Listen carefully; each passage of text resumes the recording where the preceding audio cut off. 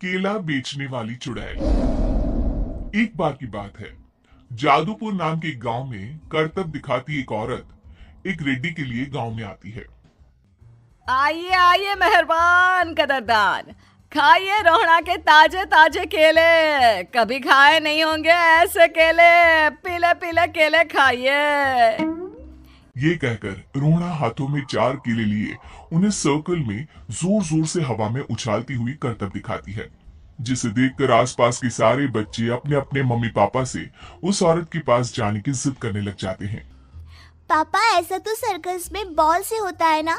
ये आंटी तो केले से कर रही है। चलिए ना पापा, देखते हैं। रोहना एक पतली सी तार पर चलती हुई केलों से करतब दिखाती है।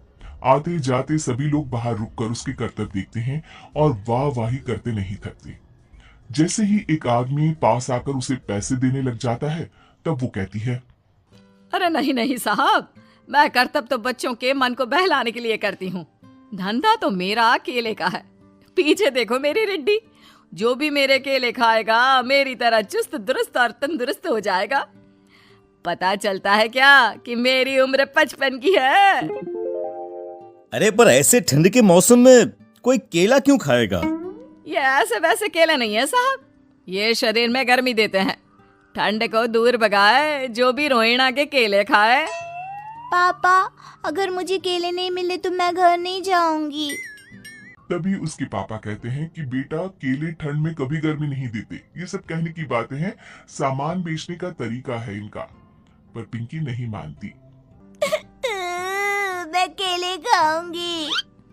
पिंकी की जिद के आगे नत्थू हार जाता है और उसे केले खरीद कर दे देता है। पिंकी खुश होकर केले घर ले आकर खाती है। अब मैं भी करतब करूंगी, कितना मजा आएगा। जादुई केले। पिंकी पहला केला खत्म भी नहीं करती कि वो बेहोश हो जाती है।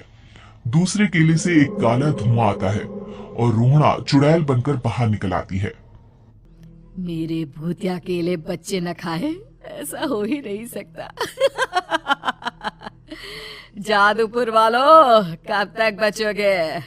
आ गई हूं मैं रोहना, जिसका कोई नहीं कर सकता सामना। रोहना पिंकी को गोद में उठाकर काले धुएं में कहीं गायब हो जाती है। शाम के वक्त नत्थू घर लौटता है और पिंकी को घर में ना पाकर उसकी माँ से कहता है, माँ पिंकी कहाँ है? अरे बेटा, उसे तो तू सुबह करतब दिखाने ले गया था ना, फिर कहाँ वापस आए तुम दोनों? मुझे लगा तू उसे अपने साथ मंडी ले गया होगा। हे भगवान, मेरी बच्ची कहाँ गई? मैं उसे घर ही तो छोड़कर गया था माँ। नत्थू गांव के घर कोने में अपनी बेटी को ढूंढता है, पर उसे वो कहीं नहीं मिलती। परेशान होकर आखिर रो रो कर नत्थू हिम्मत हार कर घर लौट आता है। अगली सुबह रोहना फिर से करतब दिखाने आती है और इस बार पिंकी की तरह रोनी केले खरीद लेता है। 50 रुपए दिए थे पापा ने, सारे पैसों की मैंने केले खरीद लिए हैं। अब मैं भी आंटी की तरह ही करतबबाज बन जाऊंगा। यही सोचते हुए रोनी केले खाता है और पहला अकेला केला आधा खत्म भी नहीं करता कि चुड़ैल उसके सामने आ जाती है। मेरे साथ चलने का समय आ गया है रोनी। ये तो बस शुरुआत है। अब इस गांव के सारे बच्चे धीरे धीरे मेरे कब्जे में होंगे, एक बच्चा भी नहीं बचेगा। ये कहकर रोनी को गोद में लेकर काले धुएं में अदृश्य हो जाती है। इसके बाद हर रोज गांव में से कोई ना कोई बच्चा गायब होता, पर ऐसा क्यों हो रहा है किसी को भी समझ में नहीं आ पा रहा था। रोज की तरह अपनी बेटी पिंकी की तलाश में नत्थू गांव के एक तालाब के पास बैठा रो रहा था। कहाँ गई मेरी पिंकी?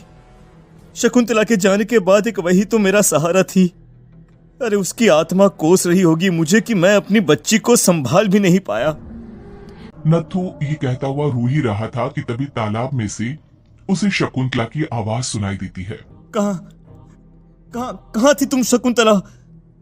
हमारी बच्ची और सारे गायब हुए बच्चे रोहड़ा के कब्जे में हैं।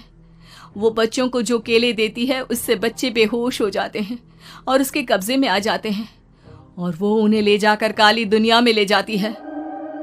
पर वो ऐसा क्यों कर रही है? ये मैं नहीं जानती, पर उस दुनिया का रास्ता मैं आपको बता सकती हूँ। जहां ये नदी खत्म होती है वहां एक केले का पेड़ है, उसके नीचे एक दरवाजा है, वहीं से रास्ता जाता है उस दुनिया का। ये कहकर शकुंतला की आत्मा गायब हो जाती है। गांव के सभी लोग झुंड बनाकर उसी रास्ते से काली दुनिया में चले जाते हैं और वहां देखते हैं कि सारे बच्चे वहां काम कर रहे थे। पापा मुझे ले चलो यहाँ से। पापा पापा। सभी बच्चे अपने मम्मी पापा से लिपट जाते हैं। तो तुम लोग यहाँ तक आ गए? क्यों हमारे बच्चों को पकड़ लिया तूने? तुझे शिकार ही बनाना है तो ले, हम सब आ गए हैं, हमें खा ले। नहीं, मुझे बच्चे चाहिए। मेरे बच्चे के बदले तुम लोगों के बच्चे। क्या मतलब? मैं इसी गांव में रहने वाली एक औरत थी। केले की चोरी के इल्जाम में मेरे बेटे को गांव वालों ने इतना मारा कि वो मर गया। उसी दिन मैंने ठान लिया कि गांव वालों का भी वही हाल करूंगी। कुछ दिन बाद बेटे के चले जाने के दुख में मैं भी मर गई और मेरी भटकती आत्मा एक चुड़ैल बन गई। और फिर मैंने बदला लिया तुम सबके बच्चे छीनकर। बर्दाश्त नहीं कर पाए ना? सोचो मुझ पर क्या बीती होगी। हमें माफ कर दो रोना। पता नहीं ये किसकी गलती थी, पर हम सभी माफी मांगते हैं। हमारी खुशियां लौटा दो, तुम भी तो एक माँ हो। गांव वालों की बात सुनकर रोहना का मन पिघल जाता है और वो बच्चों को छोड़ देती है। उसके बाद काली दुनिया बच्चों के लिए जादुई दुनिया बन जाती है। अब कोई भी कभी भी वहां आ जा सकता था।